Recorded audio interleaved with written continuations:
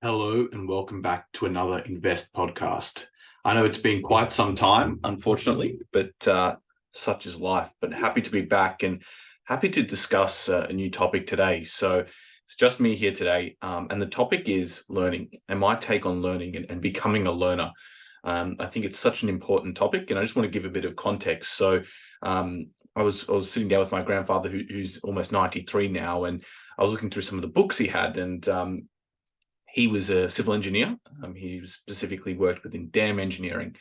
And for him, in his time, that was his identity. He was an engineer. He went to university, he learned engineering, and that was the learning he would do. So all these books were very specific to engineering, how to do structures, a lot of calculations. And that was his learning.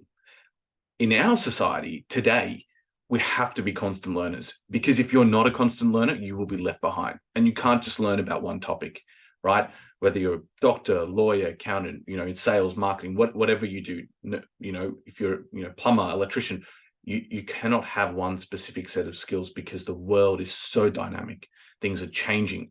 And of course, from the other perspective is it's your self-development. You come to a conversation and you're nuanced on perhaps, artificial intelligence or, cryptocurrency or whatever it is, or something as simple as, eating well and lifestyle and exercise. These topics of conversation are very important.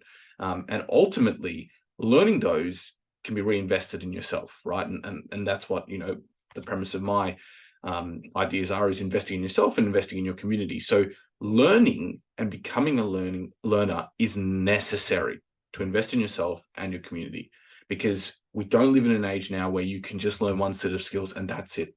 The world's changing, and there's always talk about, is AI going to replace us? Is robots going to replace us? Well, make yourself irreplaceable, constantly learning a new skill set. What can you learn? What can you bring to the table? And I'm not just saying that in terms of making yourself more interesting, but it's literally making yourself, I guess, more driven, more purposeful with that learning. So the first thing, the line that I know Jack often uses, and something we say interchangeably, is we're often taught what to learn, but not how to learn it. So I want to take a step back and sort of talking about how to learn. I think learning can be done, and we've done a podcast on this, you can do it so many different ways now. There's so many different avenues, YouTube videos, websites, Reddit threads, Twitter threads, Instagram. There's actually so much out there to learn, but you need to refine how to learn. So I think the first thing is to define the learning process, which is the acquisition of knowledge or skills through study, experience, or being taught. And I think what is often forgotten is experience. That experience is part of learning. And experience for me is failing, trying, and going again, right? So for many things that I've done, and I'll go to a more personal anecdote here, perhaps creating like podcasts or something like that, just learning the basics. It's not very difficult, but learning that skill for me, I had to do through experience. I made things, cut the video too short, or I, didn't have the correct background. The lighting was poor. My microphone wasn't in the right position. That's all experience of learning. And that for me, as part of this process, I'm still going on. I'm still learning. I'm still learning how to do all this. But that's just one skill, perhaps, that I need to, continue to learn on, and through experience. So how do we actually learn? So I think the first step is define the skill you want to learn, right? Or define the knowledge area that you want to, invest in, right? So whether that's, okay, I want to learn about artificial intelligence. Well, define that. What does that look like for me, right? Am I going to be a programmer and, compete with Elon Musk and the others, the titans, let's say, in technology? Well, perhaps not. Maybe that's not your goal, or could be. But maybe it's just to have, a brief understanding of it. Or, if you want to learn knitting, right? I want to be able to knit myself a scarf for my grandmother, right? I think, that they're very reasonable outcomes. So define the process and the goals. And then you've got to take a step back. Can I do this on my own, right? Because some skills learning we can't do on our own. Like for me, any medical skill I've learned, I can't do it on my own. I have had to have gone to university or learn from a doctor or someone, right? But there are a lot of skills we can learn on our own. We could literally go to YouTube and just type in how to write a blog, and we will be taught that. So ask yourself, can I do this alone? And what can I use to learn, right? What's reputable to learn from? So I would recommend, right, looking at, things that are reviewed well, right? Looking at that's YouTube videos, courses, whatever. Look at what is reviewed well, and from there, I think that's going to be really important.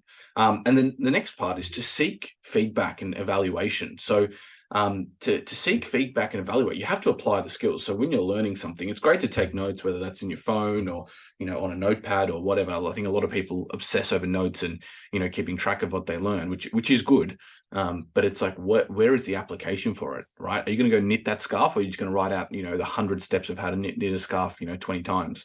Well, go knit the scarf, get some feedback and determine if it actually is, if it's working, right? And then if it's not, go back and evaluate. And I think that is a very simple means to just continually improve.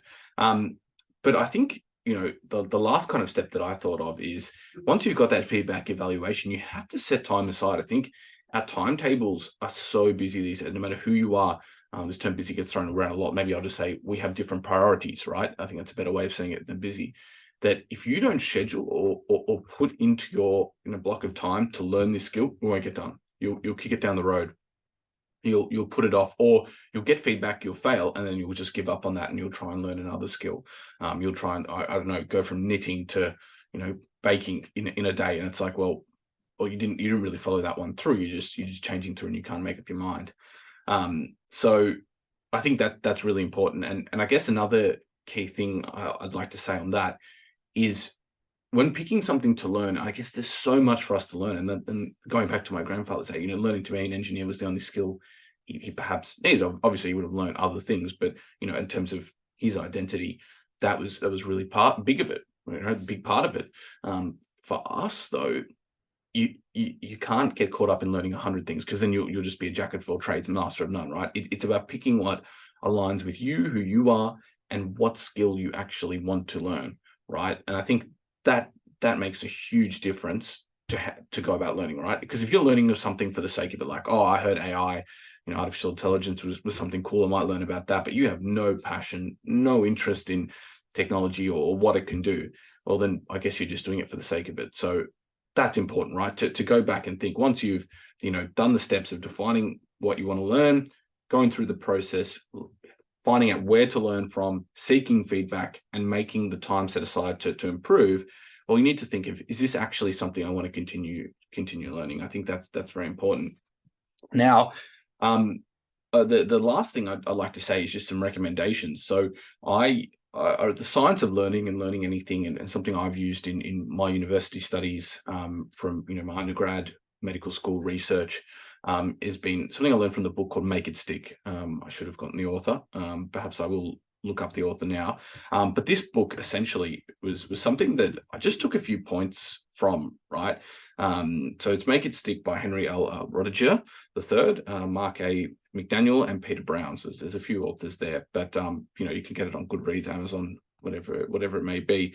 But it basically implies that there's a lot of time and effort wasted when it comes to learning. And really the three key things that I sort of took from that, and I've looked at studies on that, the three things you need to use for your studying or for your learning process, which is spaced repetition, active retrieval, and elaboration. So spaced repetition is just acknowledging that the forgetting curve exists. I'm going to learn something today, right? If I don't come back to that, I'll eventually forget it. And some people have a natural affinity to forget less, right? Some people have those gifted memories that they look at something once, right? But for most of us, we will forget pretty quickly. And I recommend looking at a forgetting curve, and just, it's a good visual representation that you need to space out when you're touching over that information again to use it. And the active retrieval is the process of implementing it, right? It's like retrieving that information from your mind, right? So some people use flashcards, some people use, practical applications of it, like, going and being tested on it.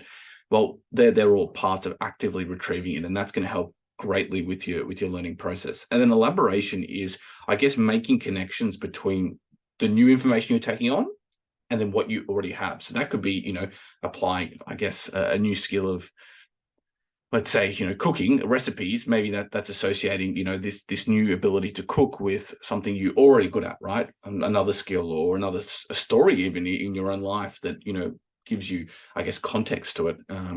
So I think elaboration is something that's really good. It transfers and allows for long-term memory when you're building on something you've already done and already have. So I've got a few, I guess, citations for that, but there's a really good paper called Distributed Practice in Verbal Recall Tasks. So that was a psychological study, which I kind of looked at for spaced repetition. And then Henry Roger, the one who wrote Make It Stick, has some good papers as well. So I'd recommend looking at Make It Stick and the book there, because that really summarizes it nicely. But of course, if you don't have time to read and reading's not a priority, then look at a summary of it. There's plenty out there. So yeah, that's essentially my view on learning, and I hope that there were some steps there to take away. So I'll just do my summary of that, and which is you need to define the tasks and define what you want to learn, and what that looks like for you. You need to identify how you're going to learn that. So going to reputable sources, going to resource banks that can help you, applying it, actually utilizing the ability to bring it out and try and test it, and seeking feedback and evaluating that, and ensuring that once you've done that, you're setting aside to actually time to improve. I think that's really important. So I think that's really good.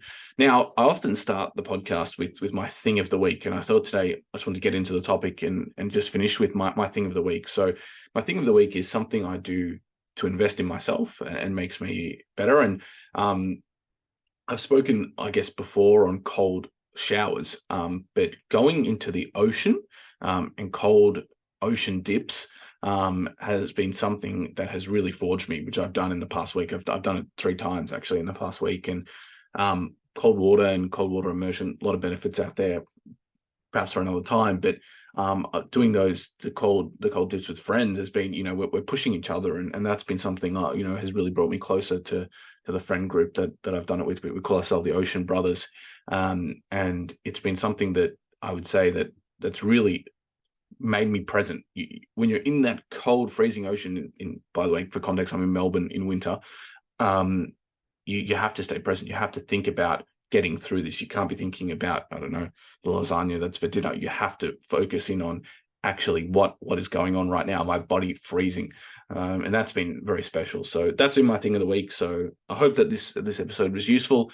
I'm changing the format of the podcast a little bit, which I'll be posting about, and really committing to improving, I guess, how I deliver this and what I am delivering. So we'll see how it goes. But thank you for listening, and great job on making it to the end.